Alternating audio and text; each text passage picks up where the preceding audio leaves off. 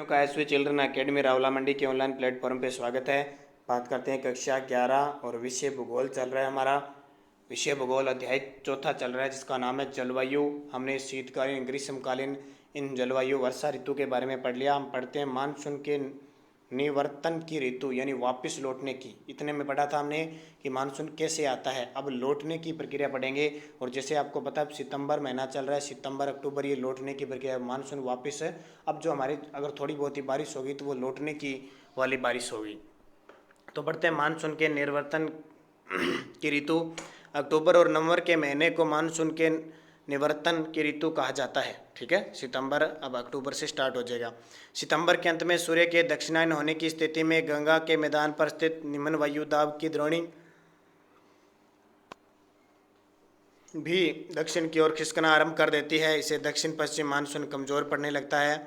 Monsoon सितंबर के पहले सप्ताह में पश्चिमी राजस्थान से लौटता है। मानसून का प्रथम सप्ताह निकल गया। ठीक है, इस महीने के अंत तक मानसून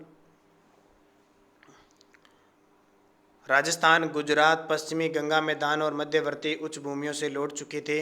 अक्टूबर के आरंभ में बंगाल की खाड़ी के उत्तरी भागों में स्थित हो जाता है। नवंबर के शुरू में यह कर्नाटक और तमिलनाडु की ओर बढ़ जाता है। दिसंबर के मध्य तक निम्न वायुदाब का केंद्र प्रायद्वीप से पूरी तरह से हट चुका होता है। मानसून के निवर्तन की ऋतु में आकाश स्वच्छ हो जाता है और तापमान बढ़ने लगता है।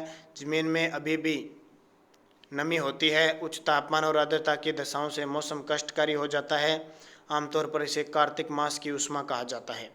अक्टूबर माह, अब कार्तिक महीना आता है ना आगे, कार्तिक माह से कोई दीपावली मनाई जाती है। अक्टूबर माह के उत्तरार्ध में तापमान तेजी से गिरने लगता है। तापमान में गिरावट उत्तरी भारत में विशेष तौर पर देखी जाती है। मानसून के निवर्तन की ऋतु में मौसम उत्तरी भाग में सूखा होता है जबकि प्रायद्वीप के पूर्वी भागों में वर्षा होती है। अक्टूबर और नवंबर वर्ष के सबसे अधिक वर्षा वाले महीने होते हैं। इस ऋतु के व्यापक वर्षा का संबंध चक्रवातीय अवदाबों के मार्गों से है जो अंडमान समुद्र में पैदा होते हैं और दक्षिणी प्रायद्वीप के पूर्वी तट को पार करते हैं। ये उष्णकटिबंधीय चक्रवात अत्यंत विनाशकारी होते हैं। गोदावरी, कृष्णा और अन्य नदियों के घने बसे डेल्टाई प्रदेश इन तूफानों के शिकार बनते हैं। हर साल चक्रवातों से आपदा आती है। कुछ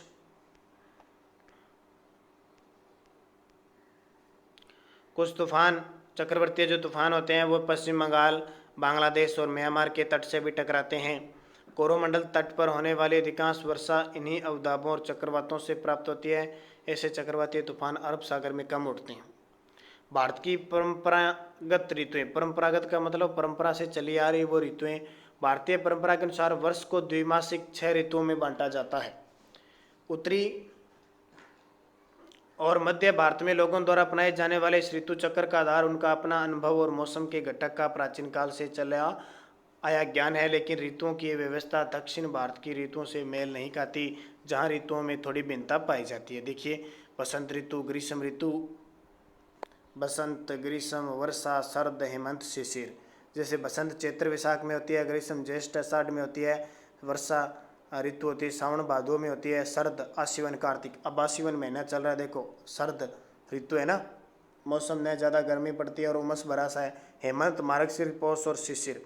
और अंग्रेजी ये देखो भारतीय कैलेंडर के अनुसार है, ये ग्रेगोरियन कैलेंडर के अनुसार है। अब देखिए वर्षा का वितरण भारत में औसत वार्षिक वर्षा लगभग 125 सेंटीमीटर होती है, औसत यानी टोटल मिला के। लेकिन इसमें क्षेत्रीय भिन्नताएं पाई जाती है। क्षेत्रीय भिन्नता का मतलब अलग अलग क्षेत्रों में अलग अलग वर्षा होती है। अब सबसे पहले अधिक वर्षा वाले क्षेत्र। अधिक वर्षा पश्चिमी तट, पश्चिमी घाट, उत्तरी पूर्व के उप हिमालय क्षेत्र और मेघालय की पहाड़ियों पर होती है। यह वर्षा 200 सेंटीमीटर से अधिक होती है। खासी और जयंतिया पहाड़ियों के बीच, ये मेघालय के अंदर है। ठीक है, ये जैसे हमारा भारत है,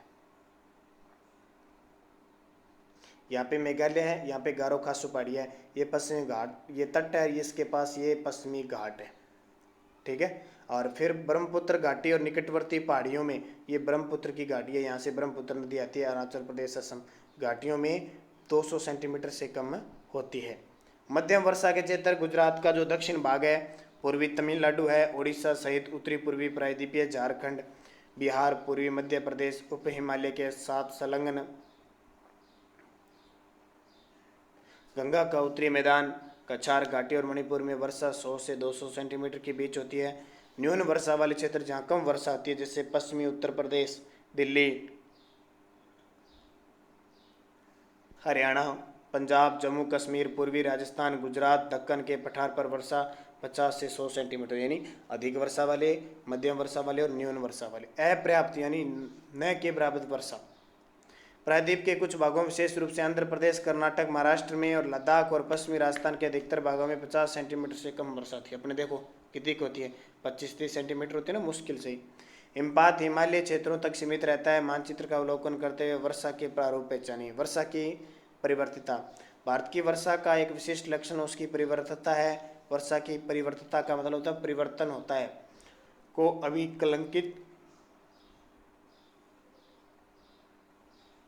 अभिकलित निम्नलिखित सूत्र से किया जाता है, जैसे विचरण गुणांक यानी मानक विचलन बटा माध्य और 100। विचरण गुणांक का मान वर्षा के माध्य मान से हुए विचलन को दर्शाता है।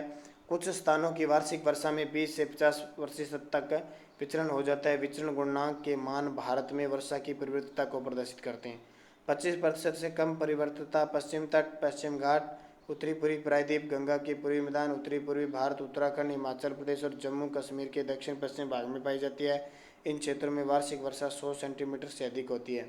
50% से अधिक परिवर्तिता राजस्थान के पश्चिम भाग, जम्मू कश्मीर के उत्तरी भागों, दक्कन के पठार के आंतरिक भागों में पाई जाती है। इन क्षेत्रों में वार्षिक वर्षा 50 सेंटीमीटर से कम होती है। भारत के शेष भागों में परिवर्तिता 25 से 50% तक है। इन क्षेत्रों में वार्षिक वर्षा 50 से 100 सेंटीमीटरों के बीच होती है। भारत के जलवायु प्रदेश। भारत की जलवायु मानसून प्रकार के तथा मौसम के तत्वों के मेल से अनेक क्षेत्रीय भिन्नताएं प्रदर्शित होती है। यही विभिन्नताएं जलवायु के कारकों में देखी जा सकती है। इसी आधार पर जलवायु प्रदेश पहचाने जा सकते हैं। एक जलवायु प्रदेश में जलवायवीय दशाओं की समरूपता होती है, जो जलवायवीय के कारकों के संयुक्त प्रभाव से उत्पन्न होती है। तापमान और वर्षा जलवायु के दो महत्वपूर्ण तत्व हैं, जिन्हें जलवायु वर्गीकरण की सभी पद्धतियों में निर्णायक माना जाता है। तथापि जलवायु का वर्गीकरण एक जटिल प्रक्रिया है। जलवायु के वर्गीकरण की अनेक पद्धतियाँ हैं। कोपेन की पद्धति पर आधारित भारत की जलवायु के प्रमुख प्रकारों का वर्णन अग्रलिखित है। कोपेन ने अपने जलवायु वर्गीकरण का आधार तापमान और वर्षण के मानसिक मानों को माना है। उन्होंने जलवायु के 5 प्रकार माने हैं। नंबर 1, उष्णकटिबंधीय जलवायु, जहाँ सारा साल औसत मासिक तापमान 18 डिग्री सेल्सियस रहता है। ये भूमध्य रेखा है ना, भूमध्य रेखा के आसपास। शुष्क जलवायु, जहाँ तापमान की तुलना में वर्षण बहुत कम होता है, यानी तापमान का वर्षण इसलिए शुष्क है। शुष्कता कम होने पर अर्ध शुष्क मरुस्थल S कहलाता है और शुष्कता अधिक होने पर यह मरुस्थल W होता है। नाम दिए गए वैज्ञानिक नाम। गर्म जलवायु, जहाँ सबसे ठंडे महीने का औसत तापमान 18 डिग्री सेल्सियस और -3 डिग्री सेल्सियस के बीच रहता है। हिम जलवायु, जहाँ सबसे गर्म महीने का औसत तापमान 10 डिग्री सेल्सियस से अधिक और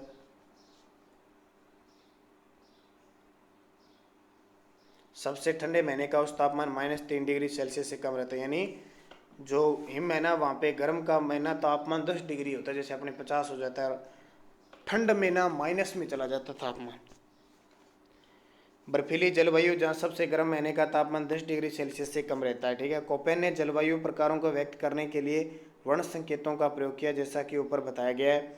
वर्षा और तापमान के वितरण प्रतिरूप में मौसम भिन्नता के आधार पर प्रत्येक प्रकार को उप प्रकारों में बांटा गया है। कोपेन ने अंग्रेजी के बड़े वर्णों S को अर्ध मरुस्थल के लिए और W को मरुस्थल के प्रयोग किया है। उसी प्रकार उप विभागों को व्यक्त करने के लिए अंग्रेजी के निम्नलिखित छोटे वर्णों का प्रयोग किया, जैसे F पर्याप्त वर्षण, M शुष्क मानसून होते हुए भी वर्षावन, W शुष्क शीत ऋतु, H शुष्क और गर्म, C 4 महीनों से कम अवधि में औसत तापमान 10 डिग्री सेल्सियस से अधिक और G गंगा का मैदान। इस प्रकार भारत को 8 जलवायु प्रदेशों में बांटा गया। कितने? 8 प्रकार के अगर है तो अपने देख लेते हैं। देखो नंबर 1, मानसून और भारत का आर्थिक। देखो मानसून से भारत के आर्थिक जीवन पर क्या प्रभाव पड़ता है। मानसून वह दूरी है जिस पर समस्त भारत का जीवन चक्र घूमता है, क्योंकि भारत की 64% जनता भरण पोषण की खेती पर निर्भर करती है, आपको पता है। और खेती किस पर निर्भर करता है? मानसून, बारिश होगी तो खेती होगी, जो मुख्यतः दक्षिण पश्चिमी मानसून पर आधारित है। हिमालय प्रदेशों के अतिरिक्त शेष भारत में वर्ष भर यथेष्ट गर्मी रहती है, जिससे सारा साल खेती की जा सकती है। मानसून जलवायु की क्षेत्रीय भिन्नता नाना प्रकार की फसलों को उगाने में सहायक है। वर्षा की परिवर्तनीयता देश के कुछ भागों में सूखा अथवा बाढ़ का कारण बनती है। भारत में कृषि की समृद्धि वर्षा के सही समय पर आने और उसके पर्याप्त वितरित होने पर निर्भर करती है। यदि वर्षा नहीं होती है तो कृषि पर इसका बुरा प्रभाव पड़ता है। विशेष रूप से उन क्षेत्रों में जहाँ सिंचाई के साधन विकसित नहीं है। मानसून का अचानक प्रकोष्ठ देश के व्यापक क्षेत्र में मृदा अपरदन की समस्या, यानी बहुत ज़्यादा आ जाए, बाढ़ आ जाए तो मिट्टी का कटाव बहुत होता है, तो इससे नुकसान होता है। उत्तर भारत में शीतोष्ण कटिबंधीय चक्रवातों द्वारा होने वाली शीतकालीन वर्षा रबी की फसलों के लिए अत्यंत लाभकारी सिद्ध होती है। भारत की जलवायु की क्षेत्रीय विभिन्नताएं भोजन, वस्त्र और आवास की विविधता में उजागर होती है। ये देखिए कोपेन के अनुसार BSH स्टेपी गर्म मरुस्थल, BWH ध्रुवीय प्रकार, CWG शुष्क शीत वाला मानसूनी प्रकार, BSH अर्ध शुष्क स्टेपिक, AW उष्ण कटिबंधीय सवाना। ठीक है, अलग अलग बांटे हुए। ये देख सकते हो आप, चित्र देख लेना, इसको ये पढ़ लेना, बढ़िया तरीके की चीज़ें हैं कि हमारे राजस्थान में देखो, राजस्थान BWH। अब जलवायु देखें, भूमंडलीय तापन, भूमंडल का ताप। आप जानते हैं कि परिवर्तन प्रकृति का नियम है। भूतकाल में जलवायु में भी भूमंडलीय व स्थानीय स्तर पर परिवर्तन हुए। जलवायु में परिवर्तन आज भी हो रहे हैं, किंतु ये परिवर्तन अगोचर है। अनेक भूवैज्ञानिक साक्ष्य बताते हैं कि एक समय पृथ्वी के विशाल भाग बर्फ से ढके थे। अब आपने भूमंडलीय तापन पर वाद विवाद सुना अथवा पढ़ा होगा। प्राकृतिक कारकों के अतिरिक्त भूमंडलीय तापन के लिए बड़े पैमाने पर औद्योगिकरण, वायुमंडल में प्रदूषणकारी गैसों की वृद्धि जैसे मानवीय क्रियाएं भी महत्वपूर्ण उत्तरदायी कारक था। भूमंडलीय तापन की चर्चा करते हुए आपने हरित गृह प्रभाव के बारे में सुना होगा। विश्व के तापमान में काफ़ी वृद्धि हो रही है। मानवीय क्रियाओं द्वारा उत्पन्न कार्बन डाइऑक्साइड की वृद्धि चिंता का प्रमुख कारण है। जीवाश्म ईंधनों के जलने से वायुमंडल में इस गैस की मात्रा क्रमशः बढ़ रही है। कुछ अन्य गैस जैसे methane, chlorofluorocarbon, ozone, nitrate oxide वायुमंडल के अल्प मात्रा में विद्यमान है। इन्हें कार्बन डाइऑक्साइड को हरित गृह गैस से कहते हैं। कार्बन डाइऑक्साइड की तुलना में अन्य चार गैस से दीर्घ तरंगी विकिरणी का ज़्यादा अच्छी तरह से अवशोषण करती है, इसलिए हरित गृह प्रभाव को बढ़ाने में उनका अधिक योगदान है। इन्हीं के प्रभाव से पृथ्वी का तापमान बढ़ रहा है। विगत 150 वर्षों में पृथ्वी की सतह का औसत तापमान, वार्षिक तापमान बढ़ा है। ऐसा अनुमान है कि सन 2100 में भूमंडलीय तापमान में लगभग 2 डिग्री सेल्सियस की वृद्धि हो जाएगी। तापमान की इस वृद्धि से कई अन्य परिवर्तन भी होंगे। इनमें से एक है गर्मी के कारण हिमानियों और समुद्री बर्फ के पिघलने से समुद्री तल का ऊंचा होना। प्रचलित पूर्वानुमान के अनुसार औसत समुद्र तल 21वीं शताब्दी के अंत तक 48 सेंटीमीटर हो जाएगा। इसके कारण प्राकृतिक बाढ़ों की संख्या बढ़ जाएगी। जलवायु परिवर्तन से मलेरिया जैसी कीटजन्य बीमारियां बढ़ जाएगी। साथ ही वर्तमान जलवायु सीमाएं भी बदल जाएगी। इसके कारण कुछ भाग कुछ अधिक जल सिक्त और कुछ, यानी जो बहुत सारे है, कई तो ऐसे हो जाएगा जलमग्न हो जाएंगे और कई ऐसे होंगे शुष्क हो जाएंगे। कृषि के प्रतिरूप बदल जाएंगे। जनसंख्या और पारितंत्र में भी परिवर्तन होगा। जरा सोचिए, यदि आज का समुद्र तल 50 सेंटीमीटर ऊंचा हो जाए तो भारत के तटवर्ती क्षेत्रों पर क्या प्रभाव पड़ेगा। ठीक है, देखो जाड़ों के आरंभ में तमिलनाडु के तटीय प्रदेशों में वर्षा किस कारण से होती है, तो उत्तरी पूर्वी मानसून से होती है। ध्यान रखना, वापिस मुड़ती है। भारत के कितने भूभाग पर 25 सेंटीमीटर से कम औसत वार्षिक वर्षा होती है, तो बहुत सारा क्षेत्र है, दो तिहाई उत्तर हो जाएगा इसका। दक्षिण भारत के संदर्भ में कौन सा तथ्य ठीक नहीं है, यहाँ दैनिक तापांतर कम है, वार्षिक तापांतर कम है, या सारा ऊंचा रहता है, जलवायु विषम पाई जाती है। तो यहाँ पे जो दैनिक तापांतर है, दैनिक तापांतर कम रहता है यहाँ पे। तो ये पढ़ लेना आप सारे। ठीक है, ये पाठ हो गया पूरा। अब कल से हम 5वां पाठ पढ़ेंगे। जलवायु के बारे में पूरा पढ़ लिया। 5वां पाठ कल से पढ़ेंगे। बढ़िया तरीके से पढ़ते रहना, क्योंकि जल्दी आपके टेस्ट होने भी वाले हैं।